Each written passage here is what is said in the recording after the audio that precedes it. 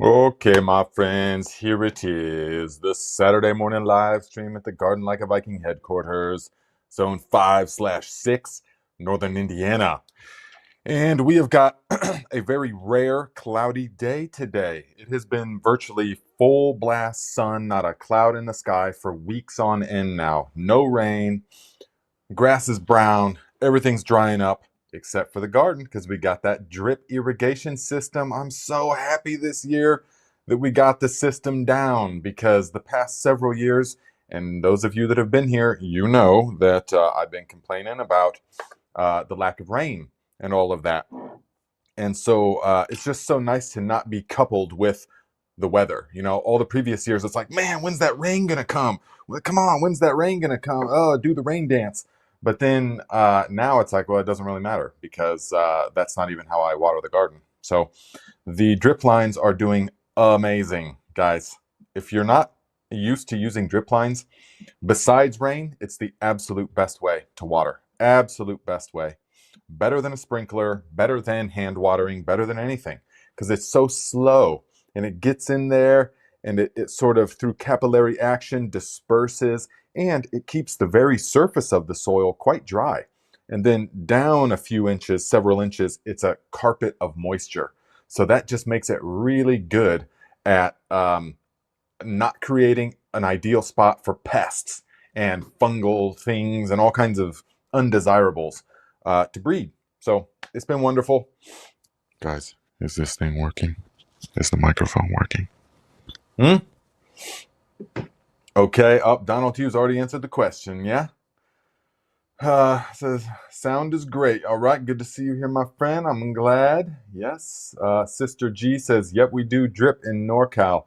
Oh, yeah, for sure. That was where I really got my, I mean, that's all we used in Humboldt. That's all we used was drip lines because there it, it doesn't rain for 6 months at all. Period. All the grass turns brown, everything turns brown, and then it like goes into hibernation, and then and then fall and winter is like a rainy season where it starts to rain for 6 months nonstop. It's foggy and it like rains for 6 months, give or take.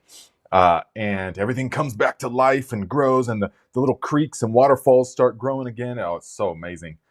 But in that kind of climate, you already know that that's the deal. So without drip lines or irrigation, nothing is going to grow. None of your crops are going to grow in that kind of environment because there's no water. So you plan accordingly. You put everything on the drip line, and so only the things in the drip line are going to grow, which is actually does make it nice for weed control a lot of times. But here, you can kind of rely on the rain. You can mostly rely on the rain, but not with this kind of setup. I just didn't like it. Now everything is just thriving, bursting with life. It's unbelievable. Yes. Um, Let us see. Pam, hello, my friend, says Nate. Question. I'm interested in purchasing the Master Cleanse course. Nice. Money is in my husband's PayPal account. What products are needed in the course? Please do purchase the course if you so desire. Then, because right now is the lowest price it will ever be. On Wednesday, guys, we launch. We launch on Wednesday. Which by that just means that all of the content will be available at once, and we'll start running ads. We'll start running ads. I know we're gonna go to the dark side, and we're gonna be the people running ads, which is crazy. But we're just getting our feet wet with this Viking Cleanse course, because when the gardening course comes out at the beginning of the year, it's gonna be big. It's gonna be big because I already know what everybody wants, and I'm gonna do exactly what I know everybody wants. And so basically show them how to grow the maximum amount of food for the lowest amount of work input while staying 100% organic. That's what we've dialed in. That's what we're doing. So guys, got lots of cool stuff to show you. Look what's finally growing. Lots of cool stuff. We're going to get into this. But to answer the question, so I'm not sure what you mean by what products are needed, because there is, there's several things, there's several supplies. Now, not a lot though. The beautiful thing about the Viking Cleanse is its simplicity. You don't have to get some bizarre rare earth some clay from the Amazon basin that binds to toxin, blah, blah, blah. It's super simple. It just encourages and assists the body to do what it's already capable of doing. And that's perfect health, perfect detoxification. So that is what it's all about. And so therefore, there's not a lot of ingredients required. But if you get the course, then of course, you will see all of there's PDF documents that you can download, supply checklists, and all of that kind of stuff. And I go over every aspect of the process in detail. So if you guys are interested in getting cleansed, all right, it's just a way to flush out the body, flush out the colon, flush out the body, feel light again. How many of you wake up just tired? Just no matter how much you sleep, you're just tired. No matter what kind of new mushroom coffee you might be drinking or something, none of it really does anything. You just kind of blah. That's because you've got a buildup of toxins. And so you need to flush all that stuff out. And the Viking Cleanse / Master Cleanse, which is actually just the distilled essence of the Master Cleanse, is exactly what you can do. All right.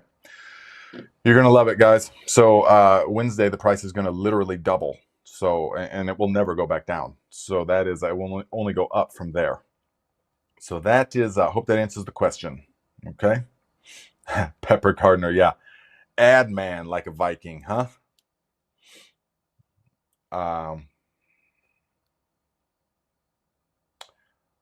Thodge. Yeah. Haven't seen that name in a while.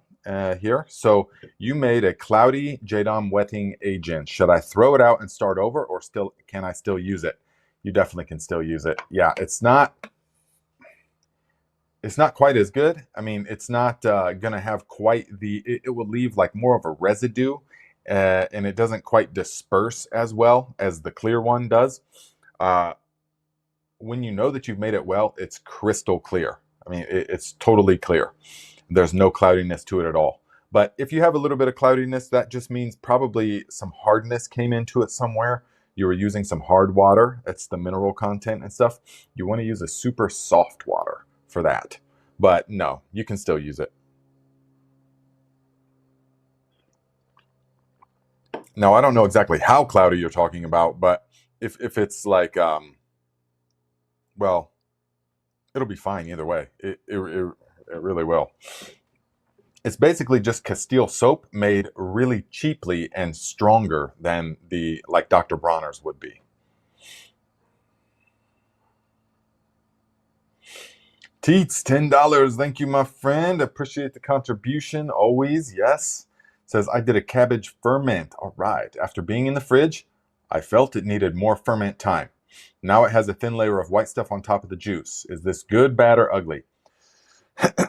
The thin layer of white stuff on top of the juice is very common. It is a type of yeast that blooms.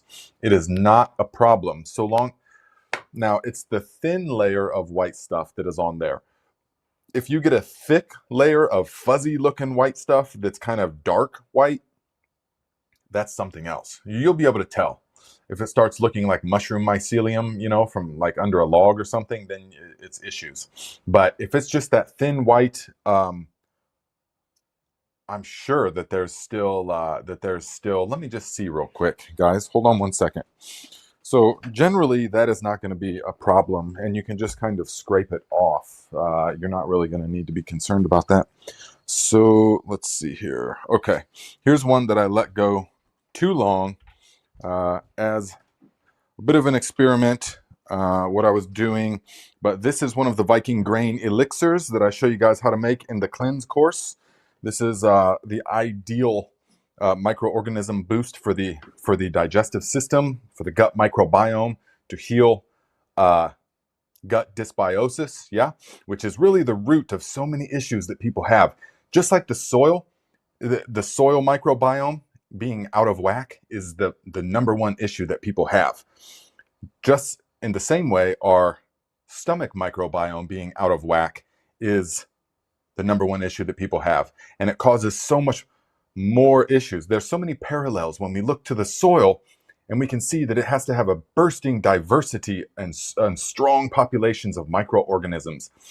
And then their interactions are what basically does everything else for the plant. If you have strong microbiome in the soil that's thriving, bursting with life, then the plant, no matter really what plant within reason, no matter what plant you put in there, it's going to grow. It's going to grow because it's going to have everything that it needs in proper proportions when it needs it. Now, your gut is very similar because remember, we come from the soil. The molecules of the body come from the earth, the soil, temporarily rearranged and animated with the breath of life. And then you're here for a little bit and then poof, back into the soil, disintegrate back into the soil, the physical body, just like that. And so it could be said that we come from the soil or that we are soil rearranged temporarily. Yes. And so for that reason, of course, there are dramatic parallels to that. So when we look to the own body, we can see that a dysbiosis, a disharmony in the gut microbiome will create all sorts of different issues, just like in the soil. This is very pertinent, guys. Just like in the soil, you will have so many issues and you will think that it's something that the plant, it's something wrong with the plant, but it's not. It's in the microbiome of the soil. It all comes down to that. And so by focusing with that understanding of saying, okay, what's wrong in the soil? What's not really wrong, but what's out of balance? What's in disharmony in the soil? That is how we produce amazing plants, like what is outside right now. And just in the same way, we can look to our gut microbiome and say, all right, what apparent symptom or dis-ease am I having? So what could be out of balance? What is out of whack in my gut microbiome? And then we can heal that, and that will generally do wonderful things for you. And part of that healing process can be, this is all, we could liken it to a compost tea for the gut. Yeah, this is the Viking grain elixir, fermented. It's like a compost tea or a Jadam microbial solution for the gut.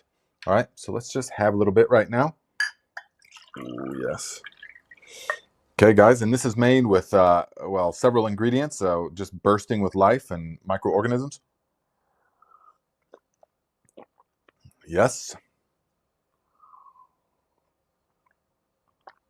Real mild, tangy, slightly effervescent. Got some umami flavoring in there, flavor in there, definitely from the kombu.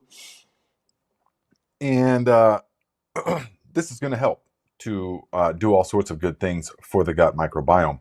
Now, that is a long way of saying that it can go too far, though. So here is one of the grain mixtures that I purposely let go too far.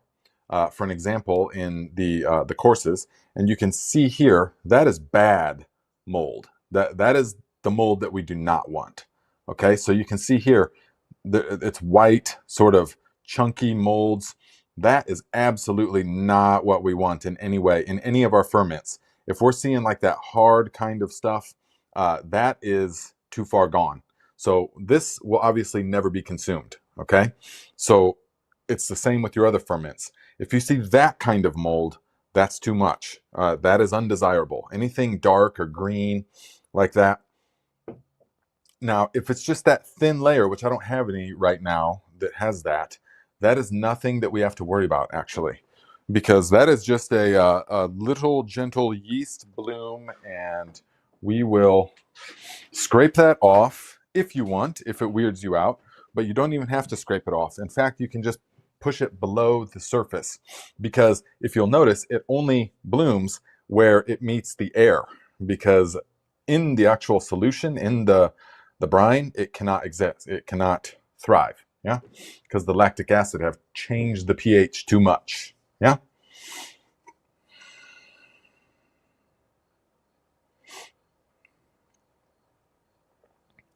Melvina says, Nate, question: when is the new master cleanse going? When is the new master cleanse going to start? Wednesday. We're gonna have it all uploaded Wednesday. As soon as I'm done here, I'm gonna go upstairs and continue working. We've got all the modules filmed, and I'm uploading it to the machine right now. And we will be live on Wednesday, so you will be able to plan your cleanse accordingly. Okay, watch the content first, and also let me get some feedback. Let me know what you guys think about the new style. because that's how all the stuff is going to be taught now.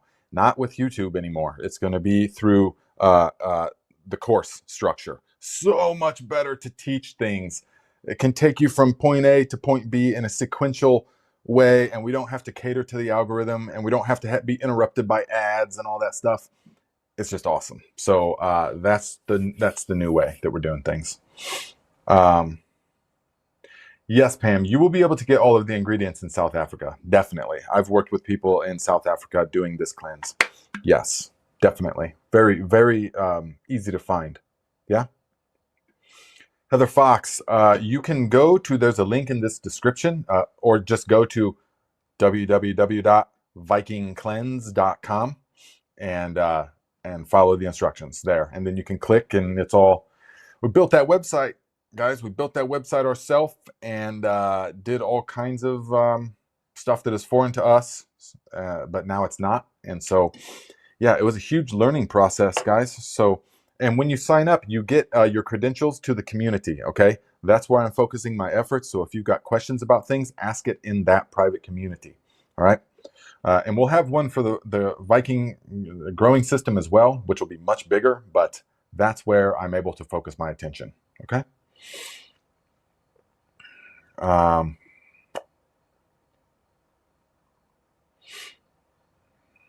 Let's see. Big Wheel Dog says, question, other than lab testing, if you could pick a plant to test how good your compost is, what would that be? Trying to find a test to run on mine. You could, now this would be kind of a long-term thing, but you would want to, tomatoes or peppers would be a really good one, because if it is too rich or out of balance, then you will produce boatloads of foliage and not a lot of fruits. And so, but if you have boatloads of foliage and boatloads of fruits in a good ratio, then it's just really potent, which most compost, even if you grow in pure compost, is not going to be that potent. It's not going to be like if you were using the granulars or something like that. Way, way, way more potent when you're using bone meal, blood meal, feather meal, all that kind of stuff. So with compost, I mean, I've grown several times in just pure compost, and it works really well. Yeah, but if you made it properly, it's gonna be good. It's gonna be good. Yeah.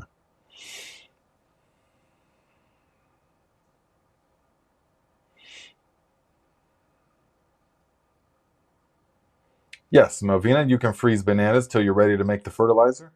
Definitely. It will not matter.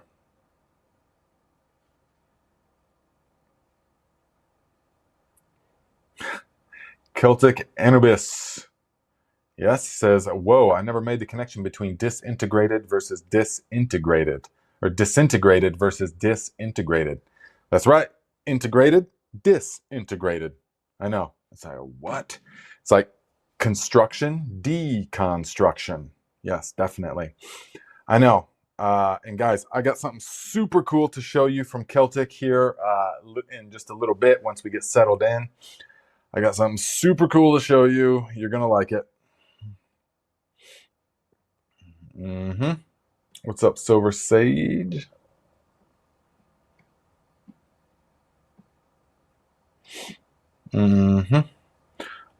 So guys, do you remember in the spring I made a video about how to inoculate mushrooms in the garden? Now you probably don't, because YouTube didn't recommend it to almost anybody except the people that got the actual bell notification. So almost nobody saw that, you know? So you probably didn't see it, but in case you missed it, it's actually very simple. We just took the wine cap mushroom spawn and did a process and put them in outdoor beds on the north side of the tool shed here. And then we covered it with a fast-growing clematis vine, and the whole thing is covered. It's just awesome, so beautiful. And then just like 2 days ago, I went and looked, and bunch of mushrooms popping up. What? Super cool. I mean, way more than I could possibly even uh, than I can possibly even consume. I mean, we've had them on the grill, we've had them stir fried, and this is a little bit too big. You know, you don't want them to actually open up all the way like that. That's not ideal, but there are just so many of them. I mean, there's probably like 50 more out there that are just exploding from this tiny little patch. Uh, and here's how they do it, guys. You see how here's the mycelium.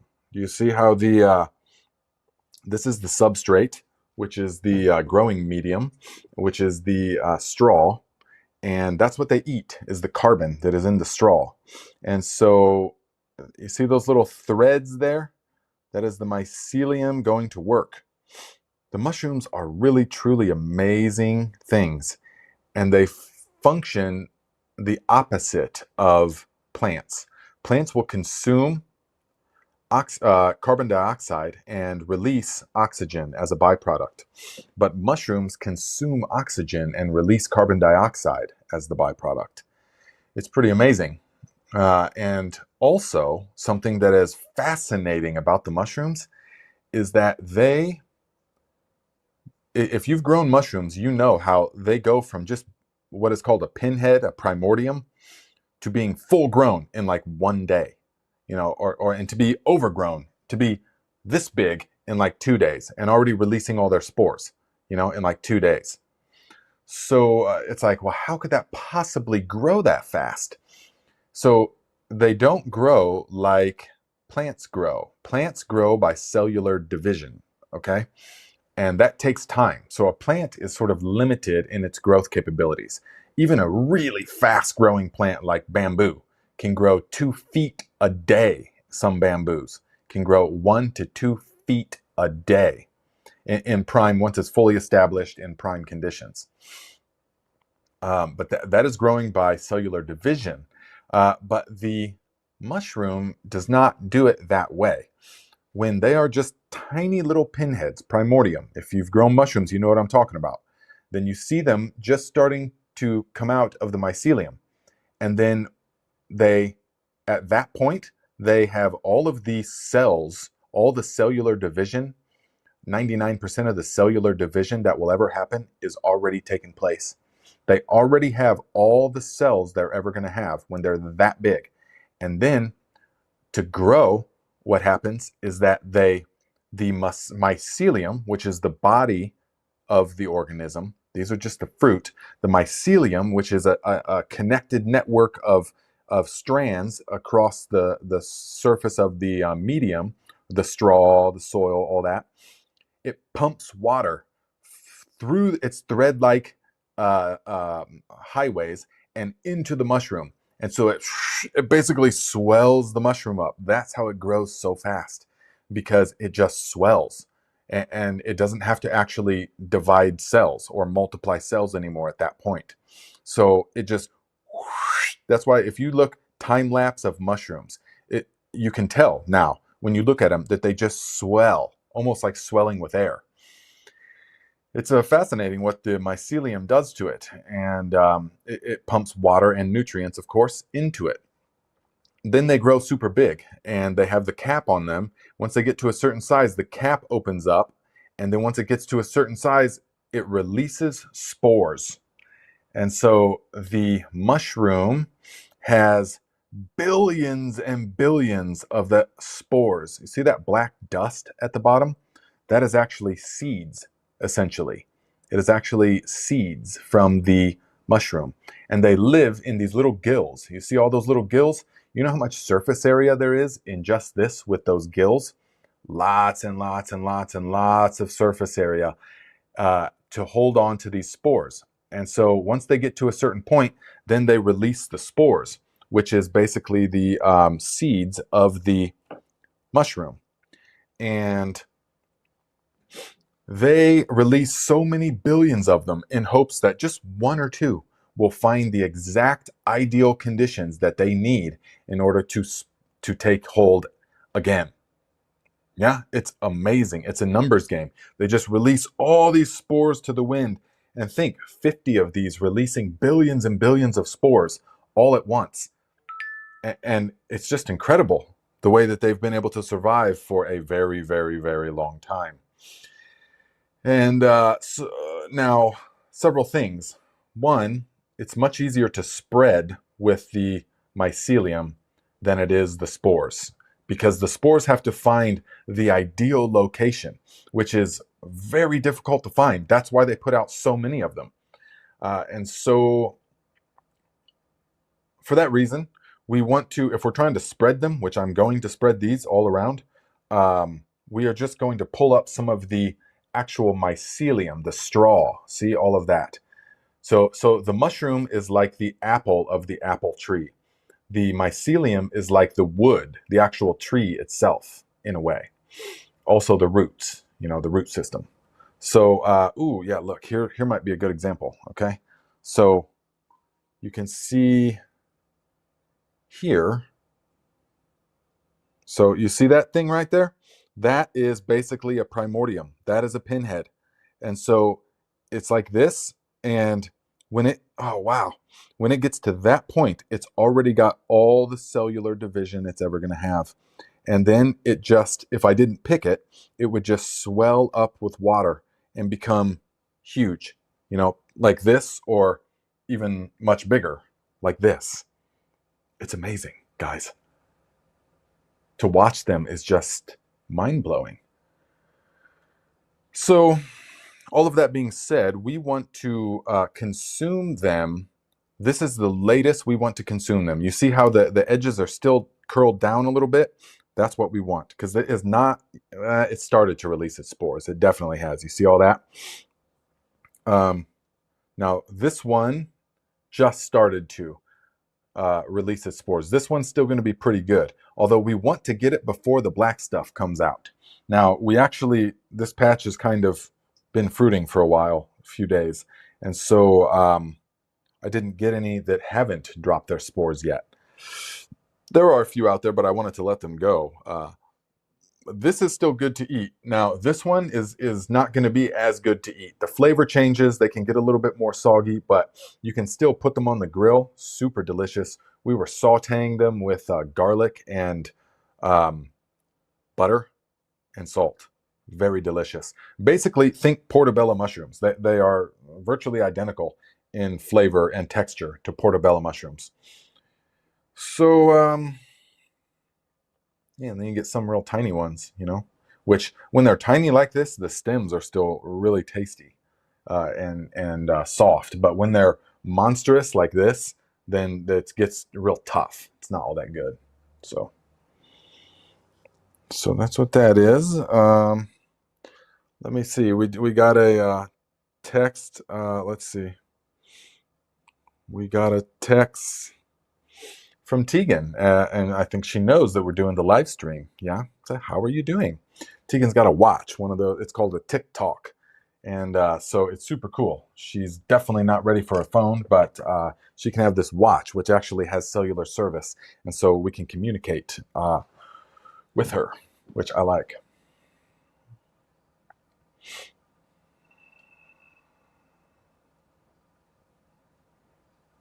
Yes.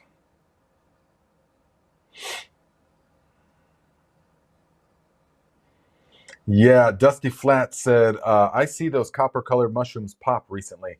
I won't eat any mushrooms I see. Yeah, there are some bright orange ones. Yeah, guys, these I specifically planted in a certain location where no mushrooms had been growing, a very controlled environment. I know for sure that these are the exact species that I have been after. These are the exact species. Otherwise, I would not be eating them. Unless there's chicken of the woods is probably my favorite mushroom of all. Super delicious and very easy to identify. And there's not a lot of lookalikes. I don't know around here if there's a lot of lookalikes like these, but man, these are well worth growing, guys.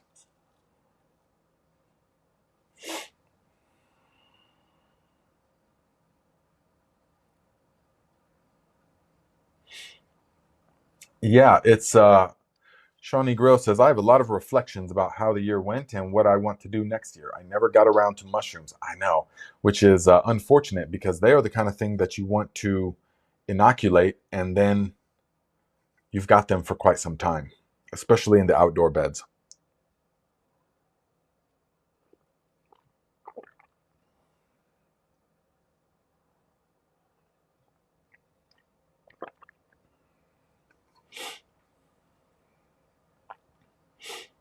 Big Will Dog says, question, I normally see mushrooms in my beds in spring, and once again, the wet season of fall comes before the freeze. Are the mycelium still active during the dry times too? Yes, they do not go anywhere. The mycelium is definitely still there.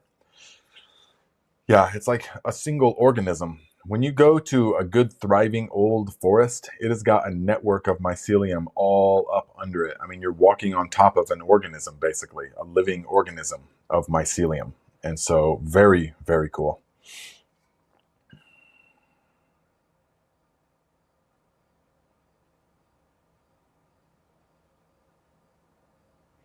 Yeah, Big West. Amanitas have a very close look-alike. Yes, they do.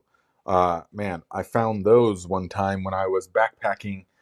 I did a 10-day solo backpacking trip to Isle Royale in Lake Superior.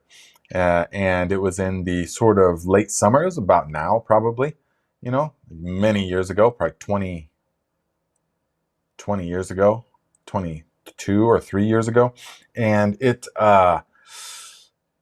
there was lots of them, Amanita muscarias, all over the place. The classic like red with the dots on them and stuff.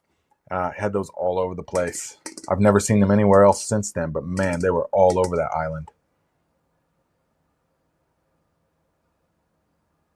And yes, like I said, I'm absolutely certain that these are. I mean, I guess you never could be 100%, but 99%, because, like I said, they're in a spot where there was no mushrooms growing at all.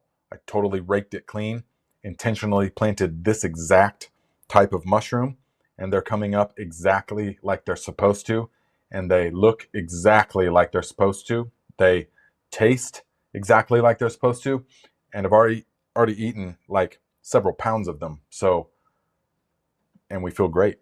So.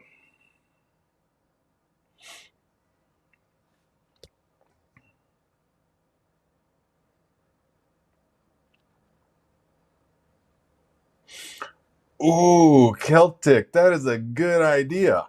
Dehydrated and powdered mushrooms are basically pure umami flavor in a shaker jar. That is a wonderful idea, actually. I've been thinking, what can I do with all these? But dehydrate them and powder them definitely would be a good thing.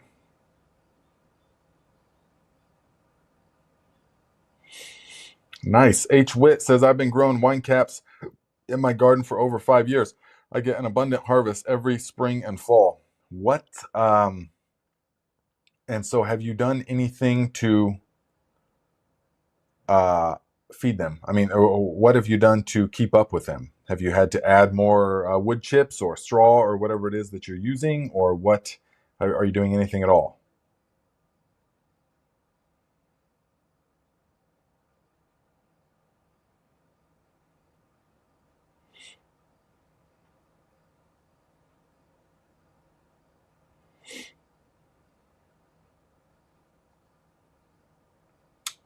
Let's see here. Heather Fox, I already answered that, right? This is old. This is old, right? You just go to vikingcleanse.com. Guys, want to see something super cool? Check this out. That look at this. I got this in the mail the other day. This is from one of you guys. Celtic makes these by hand. Look at this thing, guys. Super high quality. If you could smell this leather, it's like an old bookstore, like the best part of an old bookstore, guys. So we worked together a little bit. Celtic approached me and said, "Hey, do you want to? I would like to make you something cool. So what would that be?" And I said, "You know what? Uh, I would like a holder for the cell phone, and because I really don't like putting the cell phone in my pocket all the time, like directly in contact, with my hips. You know what I mean?" And so I just don't like that. And so, but yet I have this clip-on wallet, which is amazing. Yes, like this, all your cards are in here that you need, and then it's very, very secure to the back of this thing. So that's all really good. But I was like, I would, since you're offering, I mean, it's a fantastic opportunity. Thank you. That I want a cell phone holder that I can put to my belt, And so look at this. Let's see. Recognize that logo? Someone nailed the horns, that's for sure. I mean, that's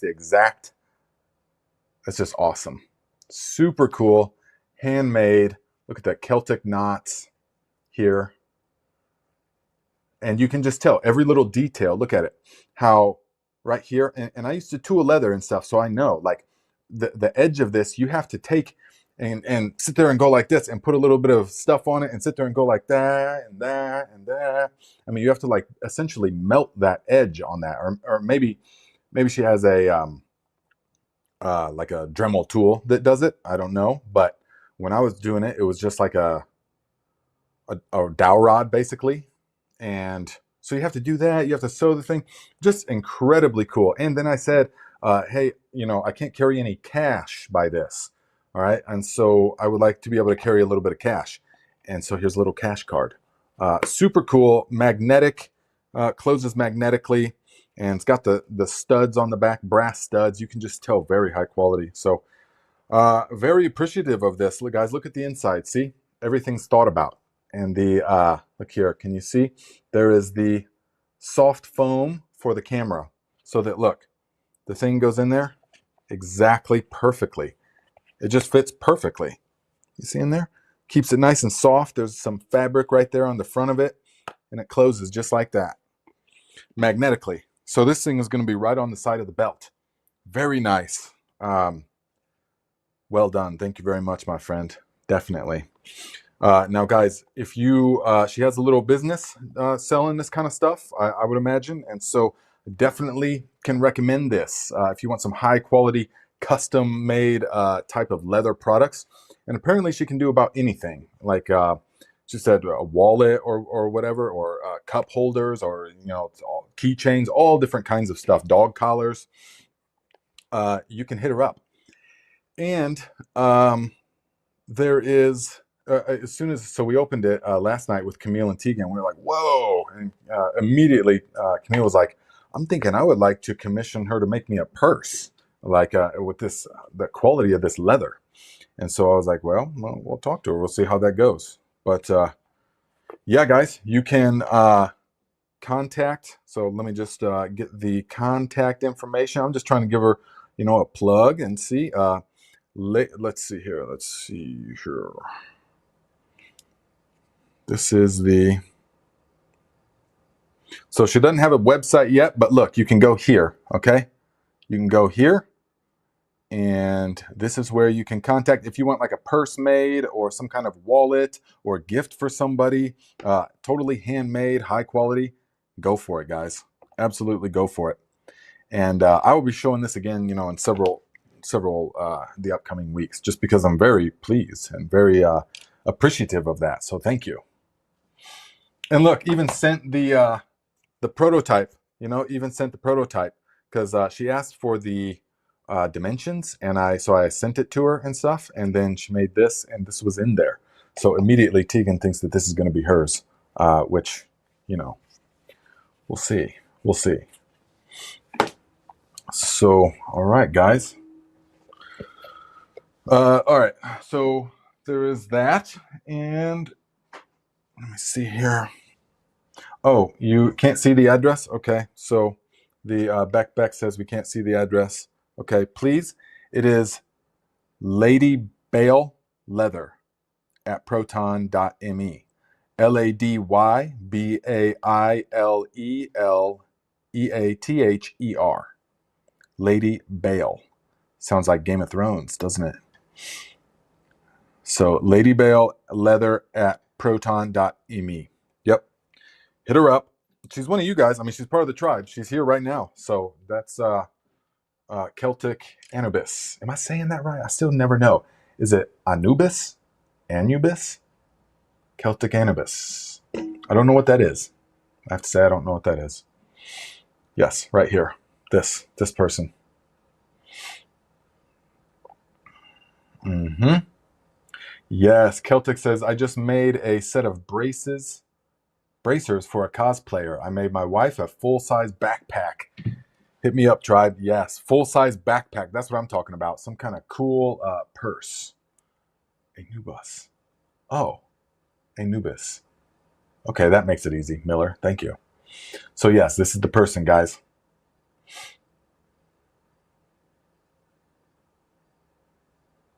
Oh, nice. Anubis is the Egyptian god of the underworld. How did I not know that? Very cool. Melvina, yes. In fact, I entered this previously. So, yes, you can freeze them and then use them when you're ready. It's not important that we have the microorganisms exactly from the bananas. You can freeze them, definitely. Yes.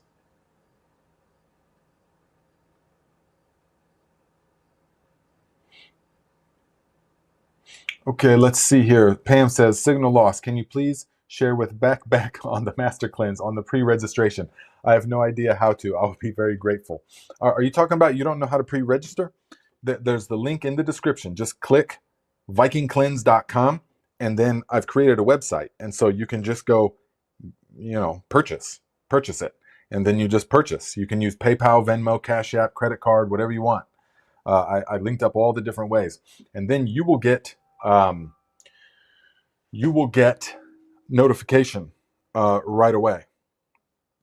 So check your spam folder though, guys. Okay. So we set up all this stuff, and this is how the Viking growing system courses are going to be set up as well. We set it all up with the software, automated. It's all automated, of course. I mean, we couldn't possibly, do it ourselves. And so as soon as you purchase, it triggers an email that is sent to you that has a link to your login credentials for the community and for the course. So make sure, because it's automated software, make sure it doesn't go to your spam folder. If you're not seeing it, just check your spam or your junk email, whatever you call it. It probably went to that. And then mark us as safe, because you're going to get a series of 5 emails to introduce you to the master cleanse for the first week. You're going to get an email each day that is going to tell you what to do and motivate you and everything like that. So, yeah, it's just the best way to learn something. I'm just so excited. I mean, because all of the limitations that YouTube presents, this blows it out of the water. So, very excited.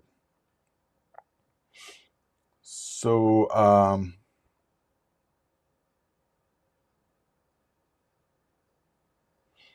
yes, Celtic. It's called burnishing, using heat and friction to close up the leather fibers.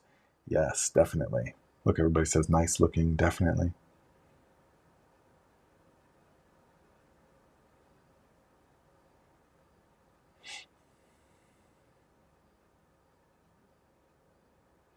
Yeah, I saw a picture of that sometime via Green. I remember you showing some white oysters, weren't they? I can say of all the mushrooms that we've grown, all the oysters, pink, yellow, white, Italian, all the oysters, blue oysters. Of all of those, and the lion's mane, I would say for sure the best are these, the wine cap, because they're meatier. They're meatier, and they're like probably part of it is that they're more familiar as well from eating portobellos and small creminis and stuff like that. But these are meaty. I mean, the first day I just put some olive oil and salt on it and put it right on the grill. Now I let it get a little too charred, some of them, but some of them were really good. I could see totally just cutting this, sauteing that, putting it directly onto like a sandwich if you're into that kind of thing, with avocado, some alfalfa sprouts, and a little bit of like homemade honey mustard, something like that. It'd be super good. And a big old chunk of tomato. Michael Lanning says, all my wine caps came up a couple days ago. Delicious. It was after a night where it dipped to 48. Maybe that's what triggers it. I'm not exactly sure. I'm still learning on what triggers the fruiting and for how long it's going to go.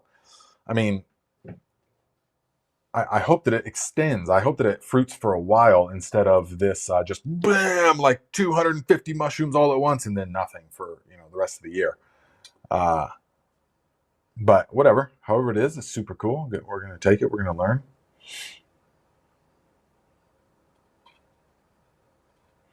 Hello, Penny Simpson says always late.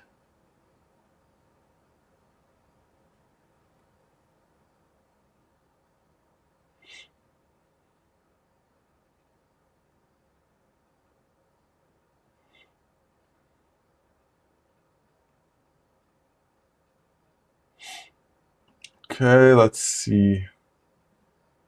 Yeah, exactly. Teats, that's what we're running into. My wine caps are rotting / composting in the beds because we can't eat them fast enough. I know. I mean, you can only eat so much. Well, yeah, H. Witt says all mushrooms can be eaten, but you will find that you wished you hadn't eaten some of them. Yeah, I mean, anything you can stick in your mouth is edible, right? You guys see this? I know, I think I already showed you. That little hummingbird. Thing's crazy. Featherlight. Tegan found it stuck in like a fence or something. A screen. It was stuck in a screen. Obviously, I mean, it's so light, it feels like I'm holding nothing. Like you don't even feel its weight at all. So, guys, a couple of other awesome things to show you guys, okay? So, right now is an ideal time, and this is what we're going to be doing very soon, planting the crimson clover. So, crimson clover is my favorite of all, and apparently it can grow here really well. We haven't had any of those brutally cold winters. It can get to negative 20 degrees here in the wintertime, but that's not typical. So it's as long as it stays above negative 10, we're good, with that. But if there's snow cover, then it really doesn't matter as much. So anyways, I've tried this here several years and it's worked pretty much every year. So even though technically it's not stable to our zone. So this year we're going to do a combination of crimson clover and winter rye for the biomass, because we're using green manures, of course. That's the method, that's the system. And there's no better biomass than the winter rye, guys. If you've not grown winter rye before, it will blow your mind at how much mass it can produce. And so that's what you're going for if you want a green manure crop. But it's very, very nourishing. You could just use winter rye if you wanted to, but the crimson clover, the clover and the nitrogen fixing bacteria and all of the good stuff is going to provide a lot. And so now I've just used crimson clover before. We just used crimson clover cover crop and had literally the best tomato crop I've ever seen this year at the Viking North plot. I've never seen a better tomato crop than that. Just outstanding. That we had each one in one of the big cages that I showed you how to make, even though I took down that video now. One of those big cages that I showed you how to make out of concrete reinforcement mesh. We had one tomato in each of those, and I think we had 8 tomato plants in this big plot, and we just did green manure, and it is a fantastic, amazing. So because we obviously got a little too overzealous with the fertilizer, with the Viking granular here for the tomatoes, because the tomatoes were like literally 15 feet tall. I mean, the tomato plants were like, I mean, they would be if I stretched them out. The cage is 5 feet, so they grew way up above the cage and then fell back down and then already touched the ground again and growing along. I mean, massive, massive, huge plants, thick stalks like that. Lots of tomatoes. Tons of them are just kind of rotting out there right now because we're over tomatoes. I mean, we're in a good way. We had so many tomatoes this year. It was unbelievable. We've got like 40 or 50 pints and like 20 or 30 quarts and plenty for the winter for us. Just outstanding. A combination of stewed tomatoes and pureed tomatoes and sauced tomatoes. All of it is just awesome. So delicious. We made pizza the other day at my brother's, and it was the bomb with that pizza sauce. recipe. So, but there's too much foliage on these tomatoes. That's what I'm going after. The ones at the Viking North plot produced bigger, better tomatoes with less foliage. But still big, still giant plants. Most people, if they haven't grown these kind of plants, would say those are the biggest tomato plants they've ever seen. They would say, wow, what are you talking about? But no, they're not. They're like half the size of these tomato plants. But they produce, I don't want to say more, but better tomatoes. Yeah, because they're not just so much. It's just so much. They're like a jungle. So we learned our lesson with that. 4 quarts in a 5x10 bed is way too much for tomatoes. All right, we could have done next year. We're going to do like 2, or even just 1 quart of the Viking granular. And the peppers are still growing. I mean, I've got footage. They're out the top of the cages, and they're like taller than Camille is, and they're huge bushes loaded with peppers. That's how you know your fertilizer is balanced, is if everything is still loaded with the produce. Yeah, and it's not just really rich in nitrogen, for example. So I thought I was going somewhere with that.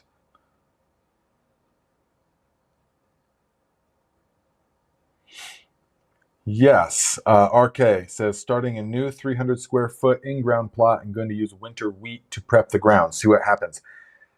Yeah, winter wheat is very similar to rye. It's not nearly as aggressive as rye, though. That's for sure. And but it's still very close, and very, very cold hardy. Negative 40 degrees Fahrenheit, which is very cold, and so you don't have to worry about it dying over winter. So to people that had their winter rye die, unless you're somewhere in Alaska or in like Fargo or so, I don't know where, but it was not the cold that killed your winter rye. It was not. So, and then the combination between the rye for the biomass or wheat, they're interchangeable basically, and the clover is the best. Oh, that's the best, definitely.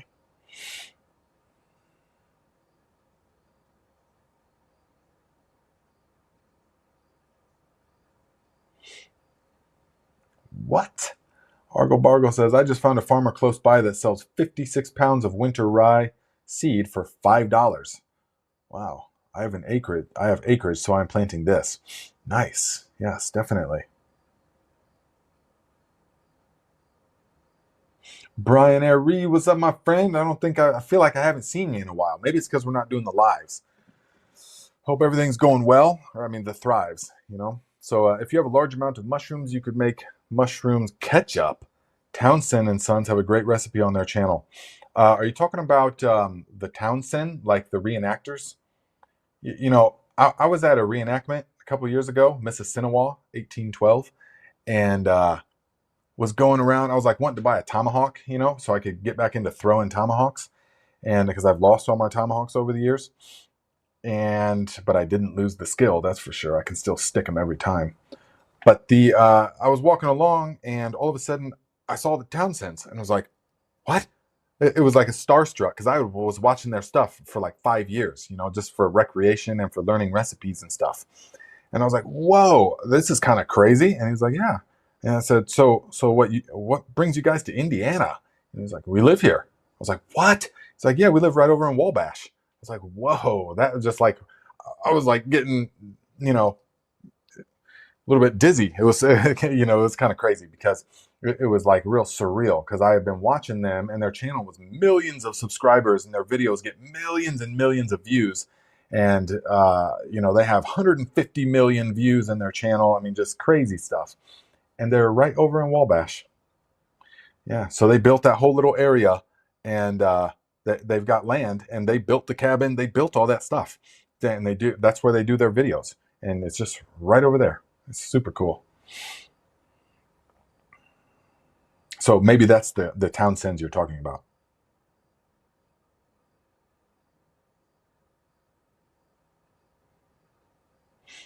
RK says, Crimson Clover works great in frigid Buffalo, New York. Well, that's good. If it works in Buffalo, then dang, it should work here. But Buffalo doesn't get that cold, does it? They just get lots of snow, right? I mean, cold is relative. It's relative. I know that for sure.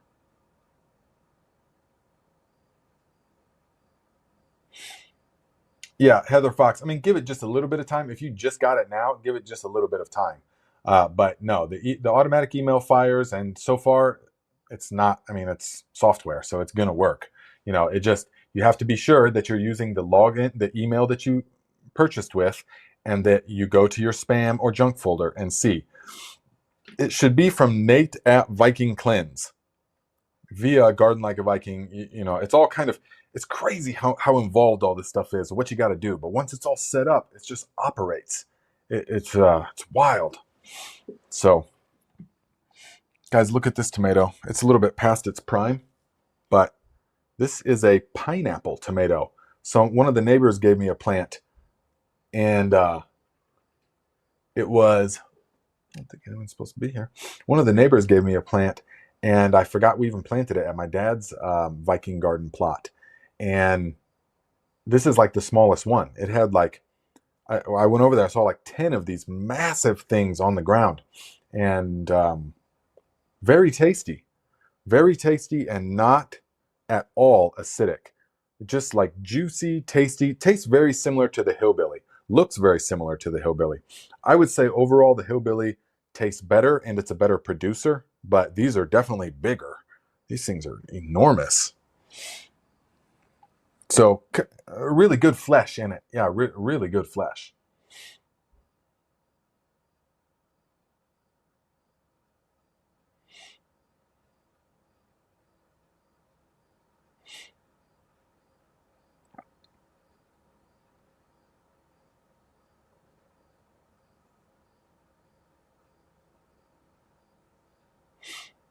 Let's see here. Nice. Brian says, doing good, fine, sir. Hope you are well, my Viking friend. Oh, yes, definitely. We are almost done with this course, and we're going to recalibrate and get ready for the Viking Cleanse course, which we're going to start making, which is going to be outstanding.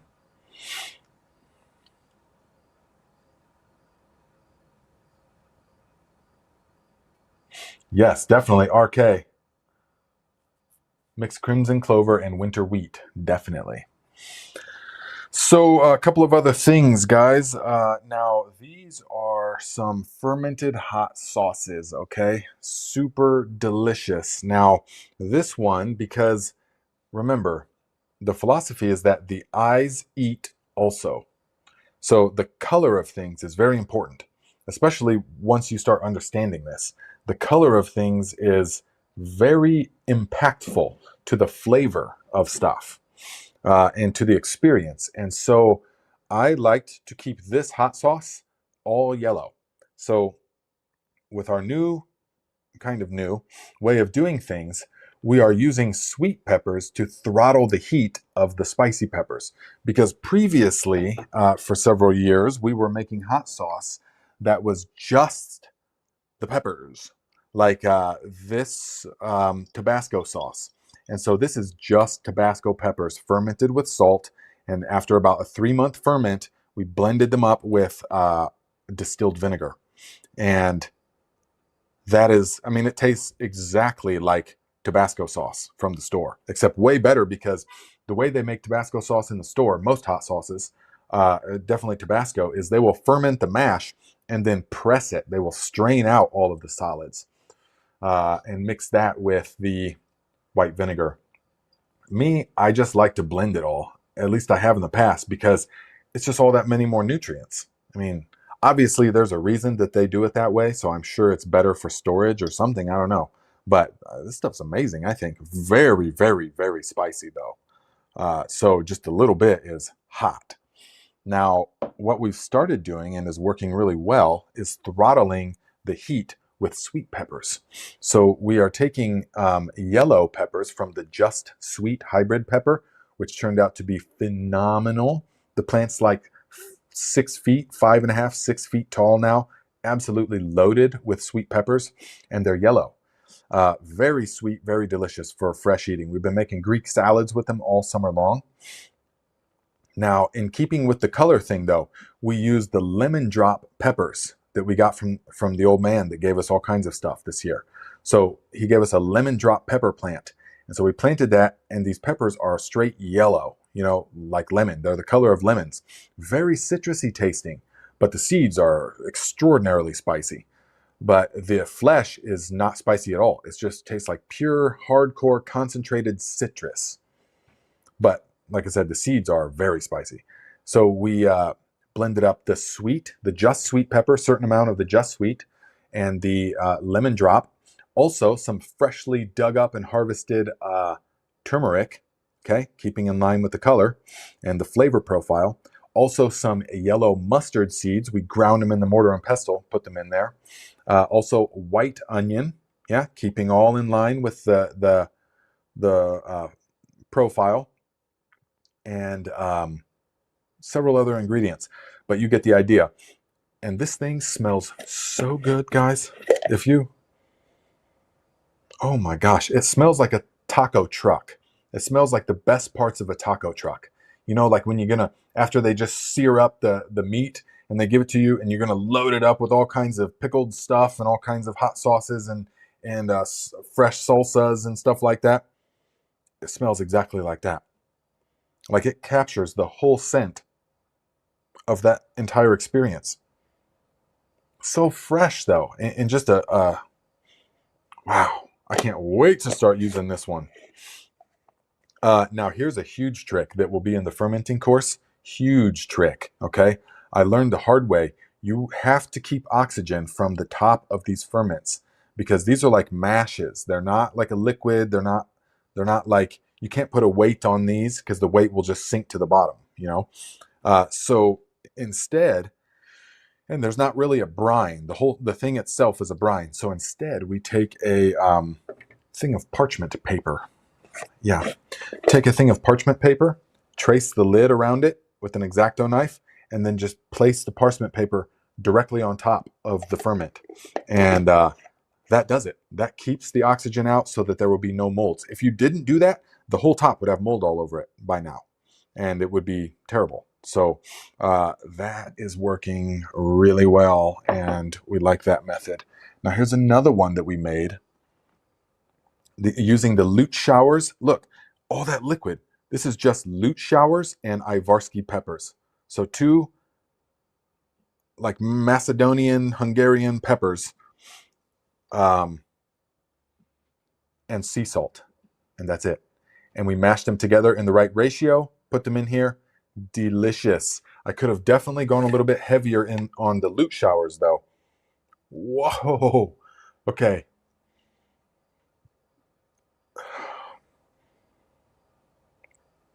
I mean, it smells like the best part of tomato juice, but with a fresh kind of celery V8 juice kind of, but then flowers of some kind mixed in with it. Wow. I just can't wait for that. Now, this is not all that spicy though, this one. This is going to be more like a mash that we'll just use a spoonful at a time to add depth and flavor to something. But it's not super spicy. So if we just want a little bit of spice, we're going to make another one though with maybe pure lute showers and a couple Ivarskis, but that's how you throttle the heat. So for example, for this one, we throttled the heat by using a bunch of the sweet peppers, because those lemon drop peppers are very spicy. And then, you know, turmeric and the other ingredients, and a big old onion, yellow onion. So guys, this is how you want to preserve your stuff, because then all winter, these are going to be in the fridge after, well, they got to ferment for like 2 months, but then they're going to go into the fridge after that. For now, they're just out on the shelves fermenting. They're going to go into the fridge, and then we're just going to use a spoonful at a time into a dish. Yeah, it's going to be outstanding, just like we have been doing with all kinds of stuff.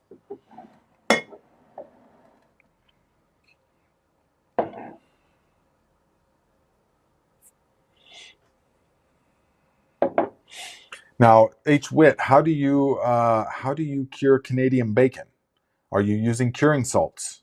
Because that is what I'm finding is the biggest difference between all the other methods I try and look into. They want to be using nitrates, and that's just not something we're into.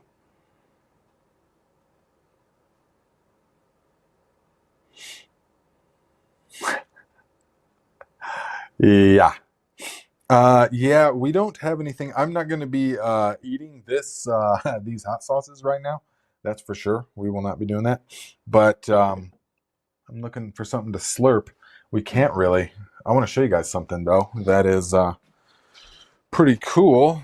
Kind of unfortunate though. So you remember that we were growing absolutely insane amounts of Alibabas, the watermelons, and they're super delicious. But after about 2 weeks in storage, they start doing this. So this is a massive watermelon. It was like a 40-pounder. And you see it starts splitting like that. That means it's way past its prime. When the flesh, it starts getting mealy because it starts losing its moisture. And so even though this thing is nice and big, and they were super sweet and delicious, they're not now. So we eat it now and it just kind of tastes like watery. It would taste like the store. It's still even better than store-bought watermelon tasting, but nowhere near the essence, the prime essence like it was. It was fantastic. Yeah. So that is an unfortunate thing. Yeah. And you remember the story several years ago, me and Viking Uncle was growing them and we didn't really know when to harvest them. You know, we're still new to watermelons, and well, although now we know, much better, way better than before, but we were still new, and so we just let them. We treated them like winter squash. We just let them all go till the vines died back, and then kept going. And so we had it. And we cut into one of them that was like this size, and it just leaked red sludge all over the place. I mean, the whole thing was just totally liquefied inside, and was pretty wild. So that's we learn now when to harvest them. And I think the main problem is that this thing was sitting in the basement for 2, maybe even 3 weeks. And that's just too much. That's just too much for these. So, lesson learned. Now, I want to show you guys a couple of other things as well. Yeah, Celtic. Mealy is the absolute worst texture. I agree. Yeah. It's especially once you've had one that was so outstanding, then you've got that thing. It's like, oh man. That's why I'm so hesitant to give them to people, because there's dramatic variation from one to the other. Dramatic. Some of them just taste like water, just like literally water, zero taste whatsoever. But then some of them are absolutely mind-blowingly divine, like just makes you stop everything you're doing. It's like brain stopping. And you're like, I just can't even believe it's so sweet that anything is so delicious. I've never had anything that delicious before. And so you're forever chasing that dragon. Like, oh, maybe this next one's going to be like that. Oh, yeah, let's get that other one. And yeah, it's about half and half at this point of like really good, really delicious ones and then really disappointing ones. There's hardly a middle ground. So, okay, H. Witt says no nitrates, just salt, sugar, and molasses, and coarse black pepper rub. Oh man, so you just rub salt, sugar, molasses, or brown sugar, and coarse black pepper. You rub it on it and then just let it cure. Is that what I'm hearing?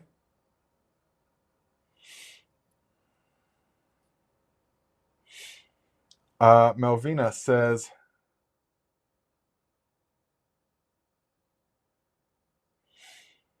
Nay, I live in zone 7, Utah. It's very hot and dry. I need to get garlic to plant in October.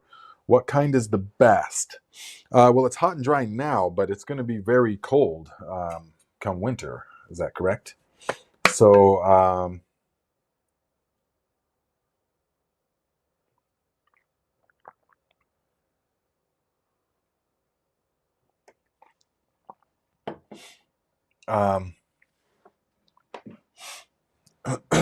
I'm going to say probably at this point, besides the Viking garlic, obviously, which is absolutely the best garlic there is, in my opinion. Besides the Viking garlic, Turkish red. Turkish red from ufseeds.com. Urban Farmer Seeds. It's not the Urban Farmer podcast guy. It is different. ufseeds.com. Order the Turkish red. Big, delicious garlic. 5 cloves, 4 to 5 cloves per bulb, which means each clove is big. Let me show you guys real quick, because you all know that I'm a garlic fanatic. I don't want to say connoisseur, but fanatic could be part of it. And there's lots of different things that you got to look for in garlic. And the number one thing for me is size of the cloves, because without being elephant garlic, because that is disgusting, flavorless, like just horrible, in my opinion, my humble opinion. But I look for the size, and then I look beyond that. I look for ease of peeling. Okay, because I don't want to be sitting there messing around with 25 little cloves and trying to peel the tiny little thing, getting the hands all sticky, and then all that work, and a half hour later you've got like this much little garlic and 15 different cloves. I'm over all that. So instead, I like the Turkish red or the Viking garlic. Okay, look at this. Now the Turkish red, this one is Turkish red. And so the bulb had like 3 or maybe 4 of these. Okay, and you see how big these are? These are massive cloves of garlic. Okay, and this is genetic. It's genetic, but you also have to do the things necessary to get it to reach the fullest of its genetic potential, like I'm always saying. So it doesn't matter if you have amazing genetics if you don't have the 5 things plants need: light, water, air, nutrients, and it all has to happen at the right temperature. If those 5 things are not on point, it doesn't matter the genetics. But if they are on point, then you're going to get just phenomenal, massive garlic like this that almost jumps out of its skin. It will be very easy to peel once it's cured properly. This year has taken the longest of all. It is still real difficult to peel some of it, because this is the first year I've dried it in the basement. All the past years, it's always been outside. Either here it was just out front, or in California it was in the barn. And so just like out in the open. So this is the first year I had it in the basement in a totally controlled environment. And it's taking by far the longest to cure, even though I've got a dehum down there, it's still taking the long time to get, let's see. Okay, so this, I didn't bust it or anything like this.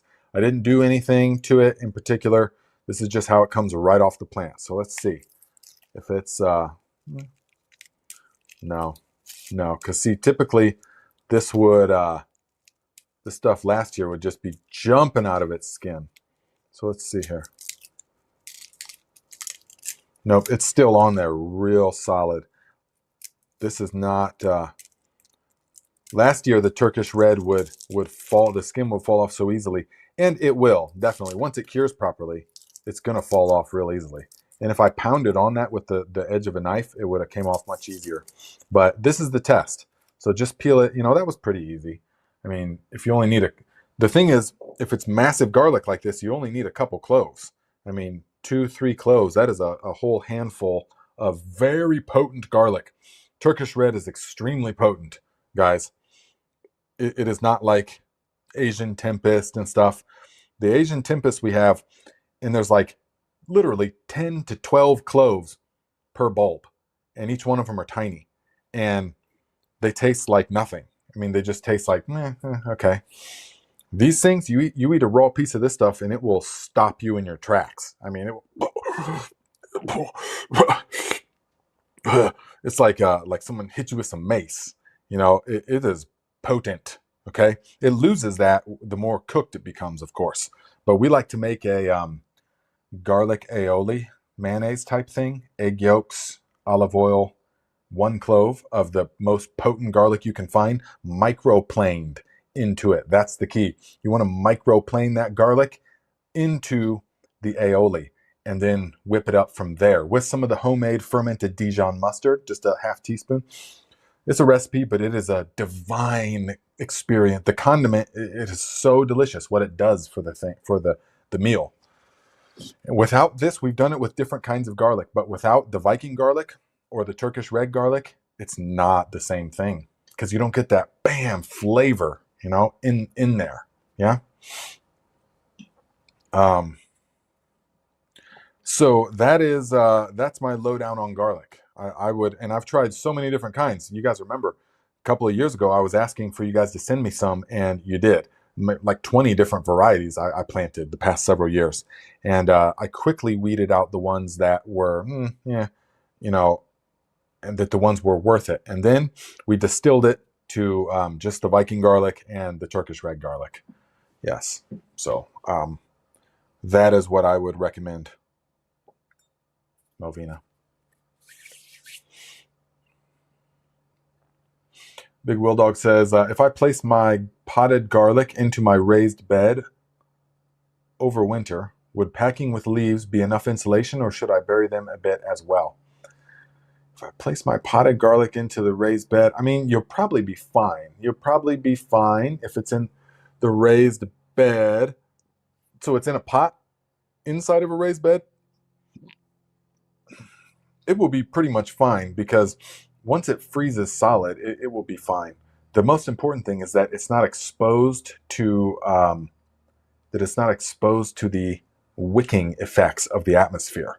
So the thing you don't want is to have it sprout, and then to have that sprout there when it gets brutally cold, if there's no snow, because that sprout can act like a wick and can desiccate the clove itself. That's the main thing, because you can put this stuff directly into the freezer and it will be fine at like 0, so you'll probably be fine. But insulating them definitely would be the safe way. If I was doing it, I would insulate them. Yeah, even though it's probably not entirely necessary, I would definitely insulate it. Yeah.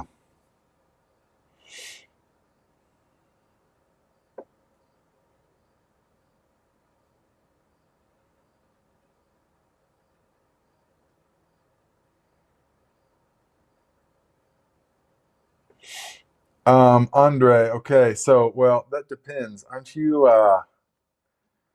you're in Serbia, is that right? Um, so I can't say exactly when your season is gonna, I've never been there, and so I don't understand what your cycle is like. So, but crimson clover is will its natural cycle is the best to follow. So right now is the best time to plant it. Its natural cycle is it will grow really, really vigorous early spring, and then by about May, right the beginning of summer, it starts to flower real heavily and then drop its seed. And then the seed and stuff will sit there for a while, and then the plants will die back. The plants will sort of die back, and the new ones will come up. And but that doesn't happen until late August, give or take several factors, depending on the rain and stuff like that. And then it will grow a bit and then overwinter and then explode in growth again in the spring. So you want to mimic that. Yeah, you want to mimic that. Now, crimson clover, if you're going for straight up biomass, is not the best. I mean, it's good. It's very good.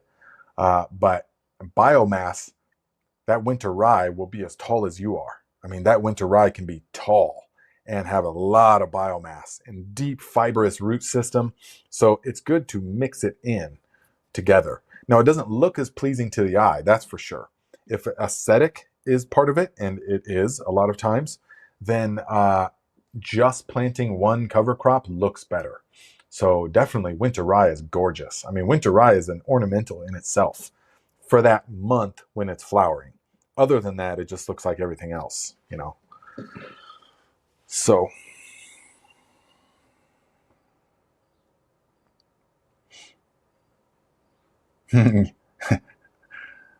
yeah, Dusty Flat said, I just threw some crimson clover in, but won't wait for it to get big like alfalfa clover. Too hard to remove. Yeah. Yes.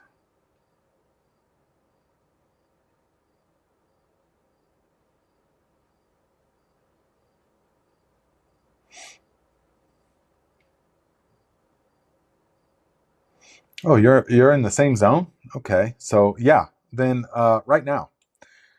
Now we are going to be planting crimson clover next week, basically. Yeah. Next week, basically, we're going to be planting crimson clover here, which is about right on time. We planted it on September 12th last year, and we had a wonderful green manure crop this year.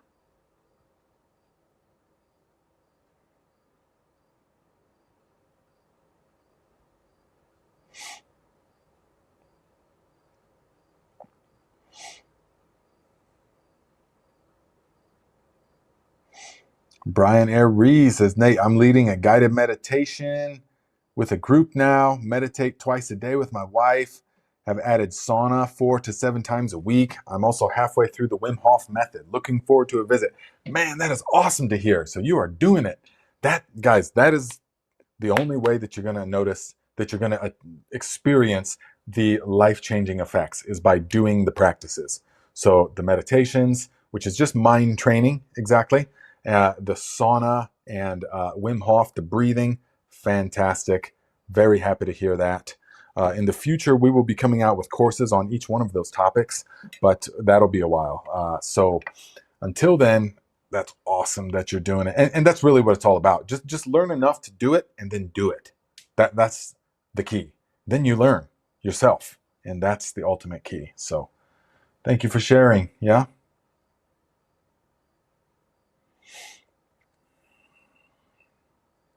Oh, Bushcraft Baron says, 100% agree on the small to big clove issue. I had great success growing Big Boy this year. Big cloves, good flavor, really good for dishes where you need lots of garlic. Less work to peel. I've never heard of that variety.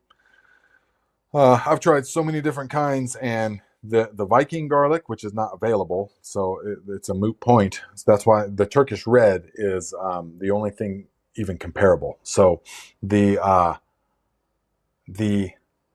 spiciness of it, I like it to where you take it and whoa, you know what is going on.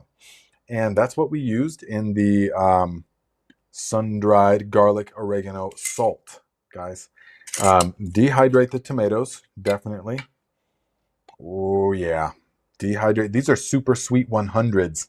We dehydrated the super sweet 100s, packed them with olive oil, thin slices of garlic, sea salt, and some oregano, all that we harvested here. Just like candy. Like candy. It's crazy. Yeah, so good. I just keep forgetting to put them on top of things, but definitely the good way to do it, dehydrate them. And when you dehydrate the tomatoes, guys, here's a Roma that is recently dehydrated. And it's really important for the best flavor that you take it and you cut it and you place it cut side up so that it forms like a bowl. You see here? These took 48 hours to dehydrate because they were huge Romas, and we just cut them one time in half. So they're big blocky Roma. We place them cut side up. That makes it so that the skin forms like a bowl, and the juices just sit there and concentrate, and it becomes so flavorful because all the juices are concentrated in there. Now, if we cut it and put it cut side down, all those juices would just be going to the ground, and you would just be having the flesh. Believe me, I know this from years of experience.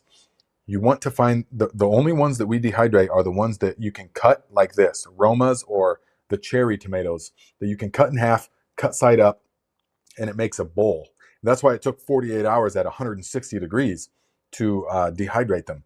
But now, oh my goodness, we can make sun-dried tomatoes and olive oil. But what we're going to do with these is we're just going to store them in the half-gallon mason jars until we need a shelf-stable tomato paste, which is a powder.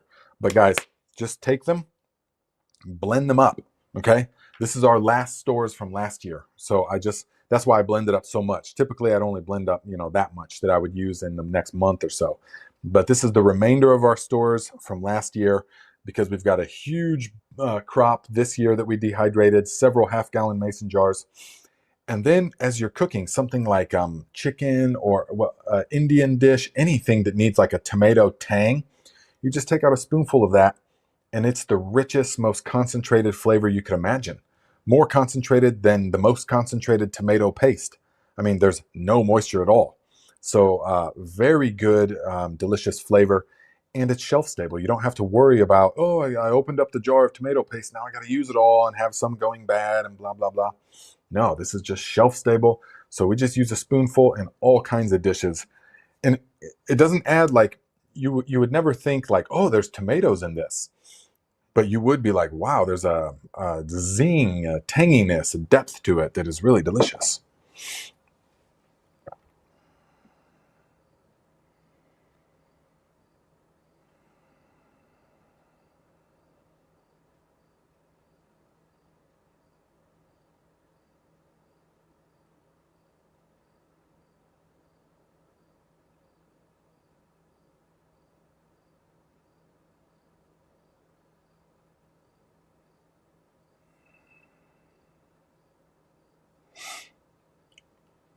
So the Sal says, Nate, could you make a video on how to preserve this tomato in jars? Yeah, I'm not making YouTube videos anymore. I mean, not at the moment. It's so all that stuff has to be in the courses. It's just I really got kind of scorned on the YouTube thing. You just invest so much, and now what do you have? Nothing, except you gave away all the secrets. So it's not really. I'm a little bit, yeah, not going to be making videos like that right now. In the future, probably, but they'll just be like garden tour videos because we just have to have a different method of doing things, But there will definitely be a course and an in-person course eventually on how to preserve. We'll have like maybe 2-day, intensive courses at the ranch in the future during harvest. And we'll show you how to make all the different kinds, all the different things you can do with tomatoes, ferments, all that kind of stuff. You'll leave there with a crate full of mason jars, all fermenting in different stages. It'll be awesome. It'll be awesome. You can do these type of sun-dried tomatoes. You can do, the tomato powder of different kinds. But then this, guys, oh my gosh, this spicy smoked paprika is so delicious. You can't even imagine how good the smell of the butteriness.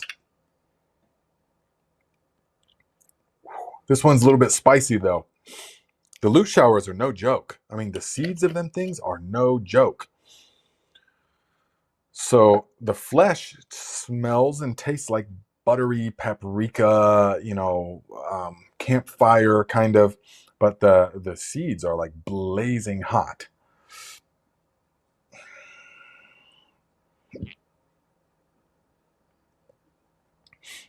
Sal, the courses will be online at first. Yeah, courses will be online at first, definitely.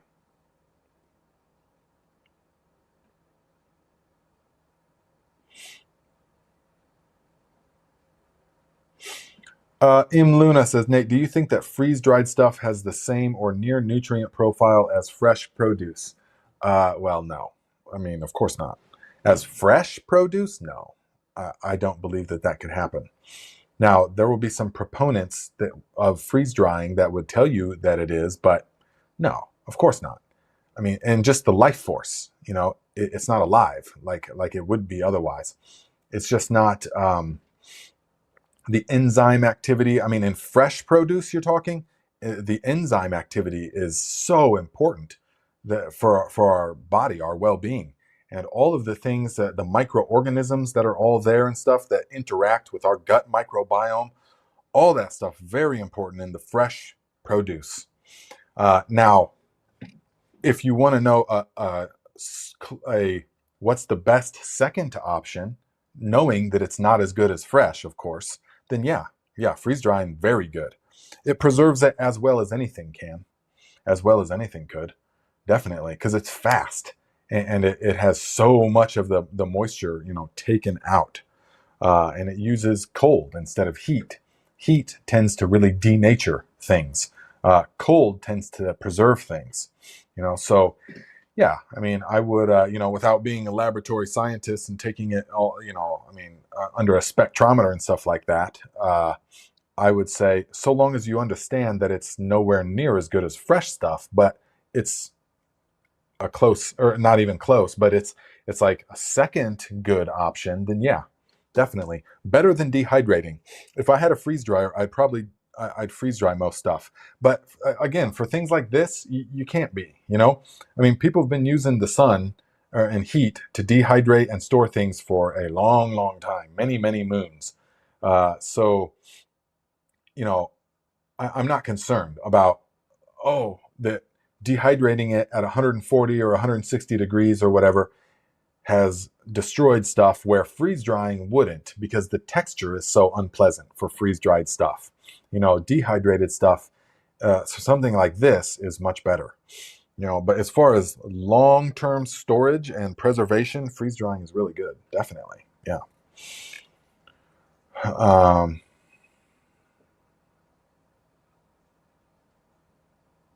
So why are you, what are you doing with freeze drying?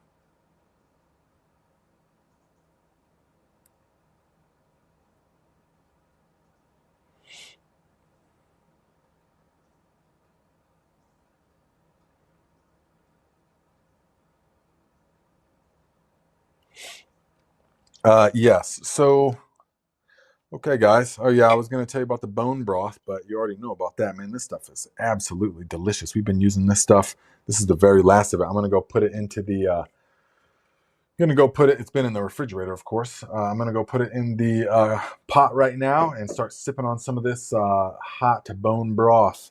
And we show you guys how to make that in the course. So remember, Wednesday the Viking Cleanse course is going to double in price. So if you guys want to get in on that, then get in on that soon. Okay, the link is in the description. Make sure you're doing all your shopping on Amazon through the Viking storefront. Just get to Amazon utilizing that, and we will get the credit, which is better than Amazon getting it. So we will appreciate that. Yeah. Barbara, I'm glad you're really looking forward to the classes. Nice. Thank you. Jason Hetty, yeah, freeze dryers are so expensive. That's what's kept me from having one. They're, very expensive. Yeah. So, and that'll be pretty much it, guys. So check this out, man. It's just beautiful things. All right. Well, thank you guys for being here. We'll see you next time. Okay.